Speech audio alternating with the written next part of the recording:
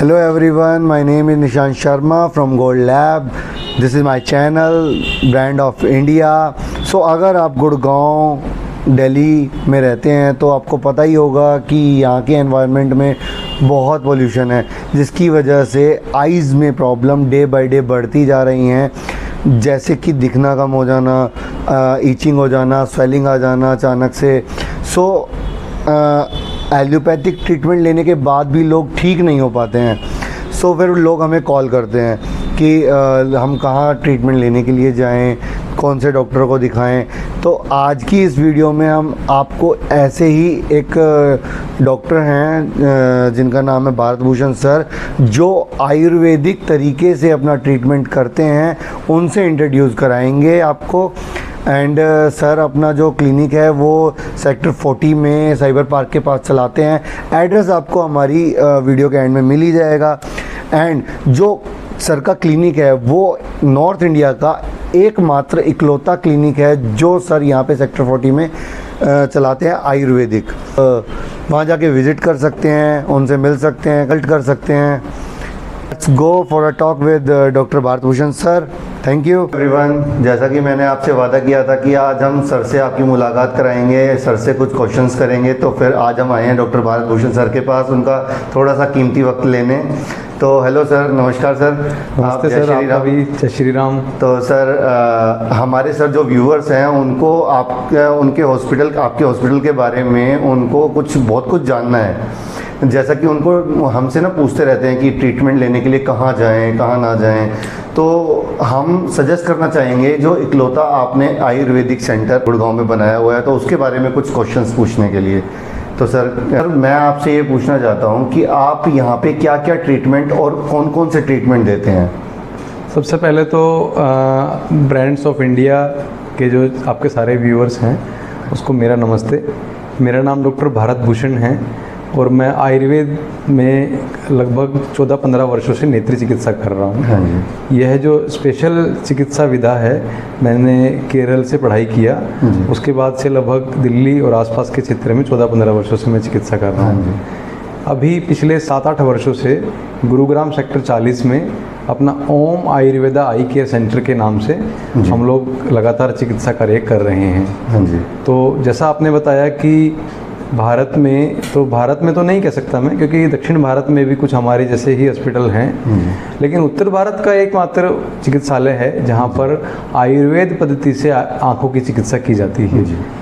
आँखों के सभी तरह के रोगी जो हमारे पास में रहते हैं, लेकिन उसमें से भी जो थोड़ा टर्शरी कॉम्प्लिकेटेड या थोड़े जो ज़्यादा एडवांस पेशेंट हैं वो अभी हमें ज़्यादातर रहते हैं, जैसे कि ऑप्टिक नर्व के पेशेंट, रेटिना के पेशेंट, ग्लूकोमा एक जिसको हम काला मोतिया बोलते हैं, जो कि अंधापन लाने में एक बड़ी बीमारी है, उसके पेशेंट, यूवीआइटिस या जैसे कि जल्दी जल्दी आँख में सूजन आती है, बच्चों में बहुत ज़्यादा चश्मे का नंबर बढ़ जाता है जिसको हम लोग हाई मायोपिया या साथ में रेटिनल डीजेनरेशंस भी होने लग जाती हैं, कॉर्नियल डीजेनरेशंस जैसे कि केराटोकोनस या कॉर्निया की दूसरी डीजेनरेशंस।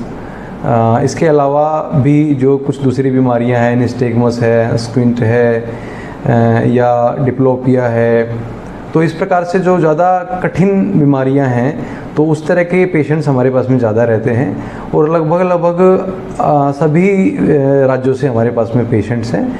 कुछ पेशेंट्स बाहर यानी कि भारत से बाहर के कुछ पेशेंट्स भी हैं।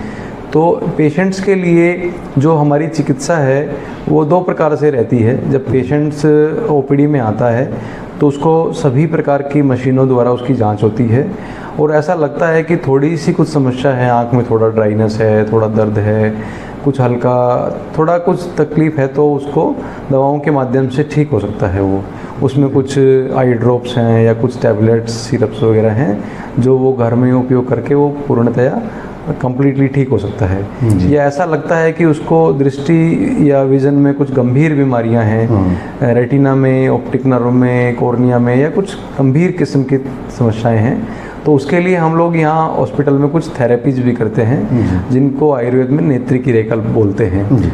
वो क्रियाकल्प में जो थेरेपीज हैं तो वो सब आँखों के सराउंडिंग में ही रहती है, जिनको हम लोग एक तरह से पैरासर्जिकल मेथड्स भी हम लोग कह सकते हैं।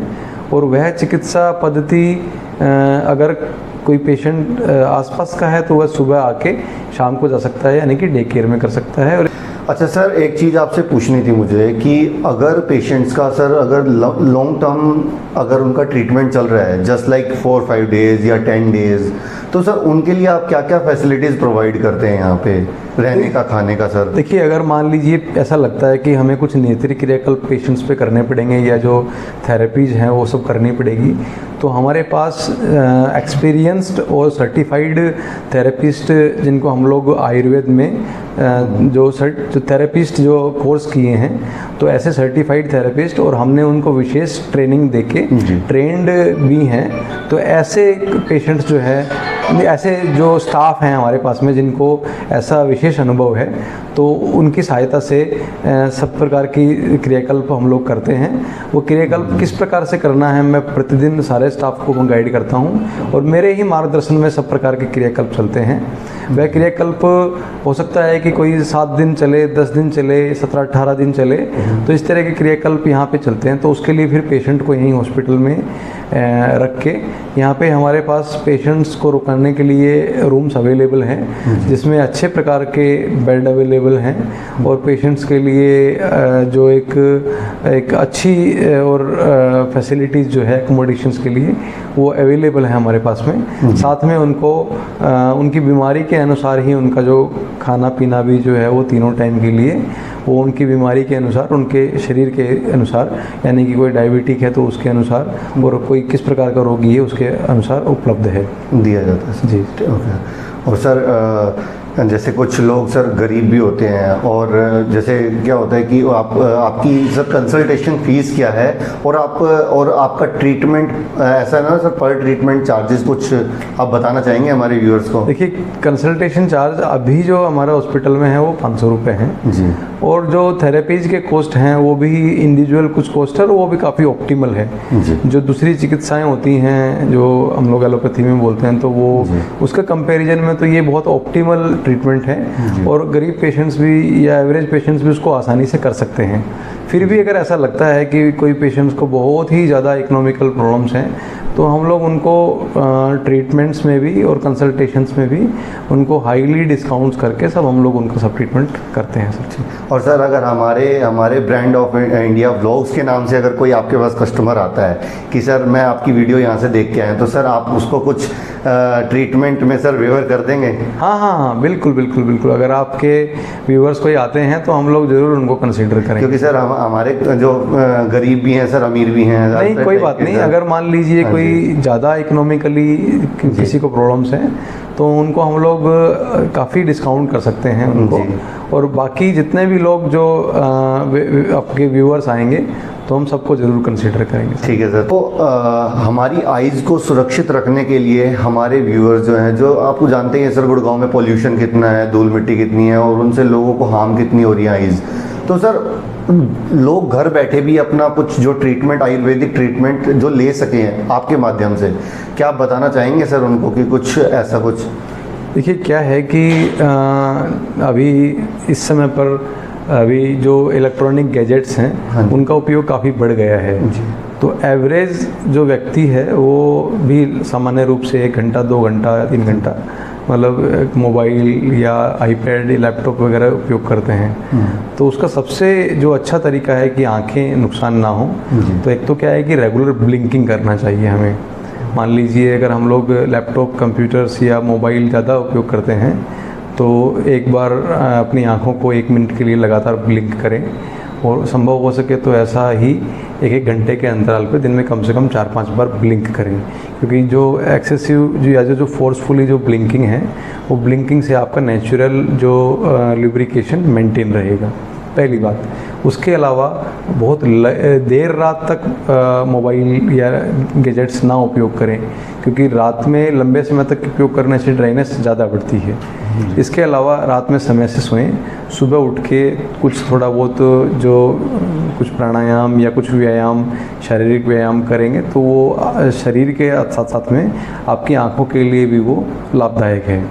इसके अलावा अगर संभव हो तो आप अच्छी डाइट लेवें, और डाइट में तला हुआ भोजन और जो बाहर जंक फूड है, क्योंकि जंक फूड में बहुत अनेक तरह के केमिकल्स हैं, जी। तो वो सब थोड़ा कोशिश करें कि वो कम से कम उपयोग करें या उसको अवॉइड करें। अच्छी डाइट लें जिसमें कि हरी सब्जियां हैं, हरे पत्तेदार सब्जियां हैं, तो वो अच्छी मात्रा में लें। और अगर सामर्थ्य अनुसार में कुछ ऐसे फ्रूट्स भी उपयोग कर सकते हैं। तो ये कुछ ऐसे उपाय हैं, अगर आप इनको ध्यान में रखेंगे तो मुझे लगता है कि हम अपनी आँखों की सुरक्षा अच्छे प्रकार से हम लोग कर सकते हैं। जी, ओके सर। और सर जो आप मेडिसिन जो सर आप प्रिस्क्राइब करते हैं, जैसे पेशेंट्स अब दूर रहते हैं सर, तो क्या वो दूसरे मेडिकल स्टोर्स पे सर अवेलेबल होती हैं या फिर आपके यहीं पे आके उनको लेनी पड़ेगी? देखिए, वैसे तो क्या है कि चूँकि मेरे अलावा दूसरा जो आँखों की चिकित्सा करने वाले प्रैक्टिशनर्स बहुत कम हैं, तो इसलिए जो दूसरी जो मेडिसिन्स हैं वो बाहर ज़्यादा अवेलेबल होने की संभावनाएं कम रहती है। फिर भी कुछ एक दो मेडिसिन्स ऐसा है जो दूसरा आयुर्वेदिक स्टोर्स पे भी मिल सकता है। तो अगर कोई पेशेंट ज़्यादा दूर रहते हैं तो फिर वो हम लोग उनको कुरियर मेडिसिन भी हम लोग यहाँ से कर सकते हैं, बहुत बढ़िया। या कुछ कभी कोई एक मेडिसिन अवेलेबल नहीं है अगर बाहर में, तो कोई उनका अल्टरनेटिव भी हम लोग गाइड कर सकते हैं, या कुछ एक दो मेडिसिन बाहर में भी मिल जाती हैं मतलब। जी। और जो नहीं मिलती हैं सर फिर वो यहाँ से हम लोग यहाँ कुरियर कर देते हैं सर, ऑन कॉल हो जाता है? हाँ, वो ऑन कॉल हो जाता है सर। ओके, ठीक है सर। और सर आपका जो नंबर है वो आपका जो हमारे व्यूअर्स को हमारे कैप्शन में मिल ही जाएगा। हाँ। बाकी सब कुछ है सर। आपके जो भी व्यूअर्स हैं उनके अगर कोई भी क्वेरीज हैं, कोई भी क्वेश्चंस हैं, तो उस नंबर में वो कॉल भी कर सकते हैं डायरेक्टली, या उसमें मैसेज भी डाल सकते हैं उसमें जी।